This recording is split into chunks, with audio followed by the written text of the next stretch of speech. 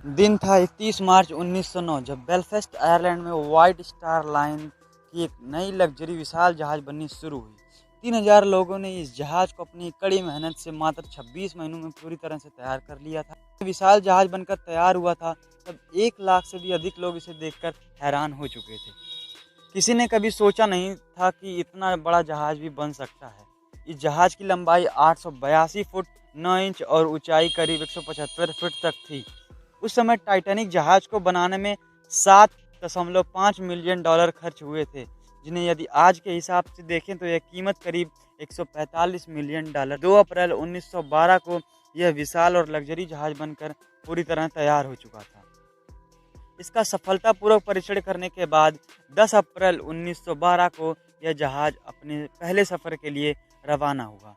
इस जहाज को करीब 5507 किलोमीटर तक का सफर तय करना था, जो कि इंग्लैंड के साउथहैम्पटन से न्यूयॉर्क के बीच का था। 17 मंजिला इमारत जितने ऊंचे, 3 फुटबॉल के मैदान जितने लंबे और 3500 से भी अधिक लोगों को एक बार में अपने स्थान तक पहुंचाने की क्षमता रखता था। इस जहाज के 26 महीने बनकर तैयार होने के पीछे 3000 लोगों की दिन रात की कड़ी मेहनत और लगन थी। जहाज का डिजाइन कुछ ऐसा था कि अगर जहाज में कोई एक कमरा पानी से भर भी जाए फिर वह जहाज डूब नहीं सकता था। जहाज बनाने और नेविगेटर सिविल इंजीनियर थ्योरी के अनुसार टाइटैनिक का प्रचार इस तरह से किया गया था कि यह जहाज कभी डूब ही नहीं सकता। इसको इंग्लिश में लिखा भी गया था, Titanic the unsinkable boat. Titanic की बनावट कुछ ऐसी थी कि किसी 5 स्टार होटल को भी पीछे छोड़ दे।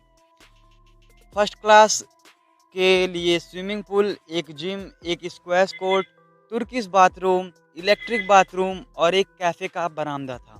फर्स्ट क्लास के कमरों को अलंकृत लकड़ों के तख्तों, महंगे फर्नीचर से बनाया गया था। इसके अलावा साजो सजावट से युक्त बरामदे में भोजन किया करते थे। वहाँ पहले और दूसरे क्लास के विभागों में लाइब्रेरी और 2 नाई की दुकान थी।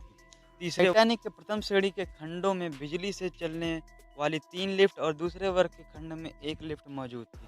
उसमें एक विस्तृत बिजली प्रणाली की सुविधा भी। फर्स्ट क्लास के यात्रियों ने ऐसी सुविधाओं के लिए भारी शुल्क का भुगतान किया था। उसमें सबसे महंगे टिकट के लिए 4350 अमेरिकी डॉलर का भुगतान किया गया था, जिसकी आज की तुलना में कीमत होगी 95,860 अमेरिकी डॉलर।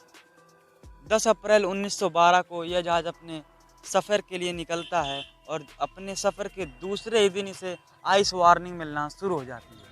आइस वार्निंग मतलब कि सामने बर्फ़ की चट्टानें हैं, आपको बचकर चलना होगा, जो कि वहाँ के सिग्नल्स के द्वारा, वहाँ के रिसेप्टर के द्वारा दी जाती है। आइस वार्निंग मिलने के बाद भी टाइटैनिक की स्पीड 40 किलोमीटर पर हावर ही थी।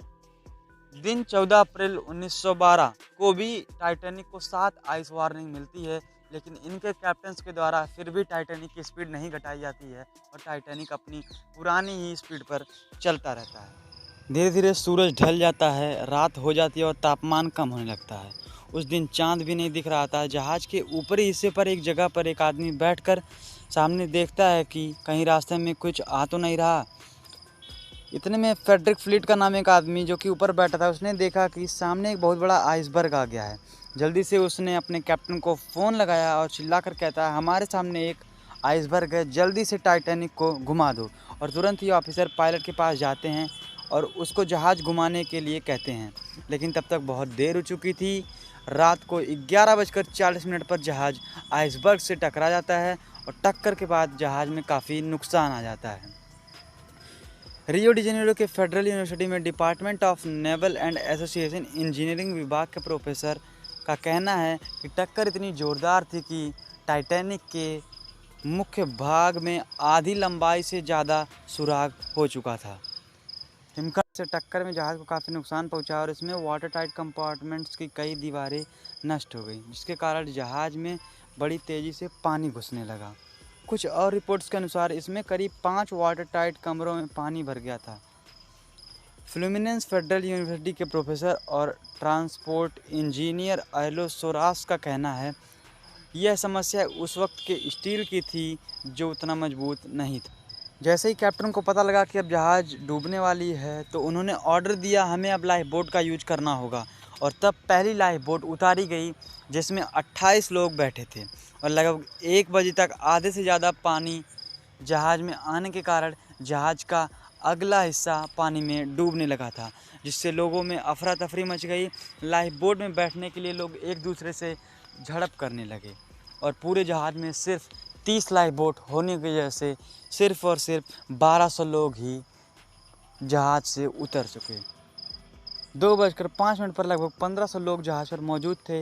इतने समय तक टाइटैनिक, जो कि कभी ना डूबने वाला जहाज़ था, वह भी डूब गया। समुद्र का तापमान -2 डिग्री होने की वजह से वो 1500 लोगों को मात्र कुछ ही मिनट में अपनी जान गंवानी पड़ी और मरे हुए 1500 लोगों में से सबसे ज़्यादा आदमी पुरुष ही थे। अब इसके बाद घटना में बहुत कंट्रोवर्सीज़ हुई, कुछ ऐसे कारण भी सामने आए जो कि वाकई लोगों की लापरवाही थी। पहला, जहाज़ में लाइफ बोट का कम होना।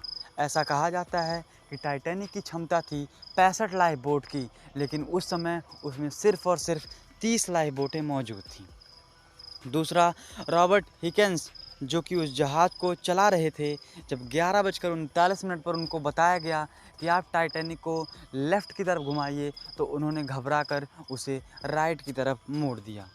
तीसरा, टाइटैनिक के बारे में यह भी कहा जाता है कि टाइटैनिक में करीबन 3 दिनों से आग लगी थी, जिसकी जानकारी वहाँ पर उसके कैप्टन और जहाज़ के कुछ सदस्यों को पहले से थी। फिर भी जहाज़ का पूरा टिकट बिक जाने के कारण वह काला सच हमसे छुपाया गया। अब टाइटैनिक जहाज़ डूबा तो उसके 70 साल बाद वह 3800 मीटर नीचे समुद्र में मिला। भले ही इस घटना को 111 साल हो गए हैं, पर आज भी इस कहानी को सुनकर लोगों की आंखें नम हो जाती हैं, क्योंकि ये अब तक सबसे बड़ी दुर्घटनाओं में से एक है। उम्मीद करता हूँ आपको इस वीडियो से कुछ ना कुछ सीखने को मिला होगा। अगर आपको वीडियो अच्छा लगा तो वीडियो को लाइक करिए और चैनल को सब्सक्राइब करना मत भूलिएगा।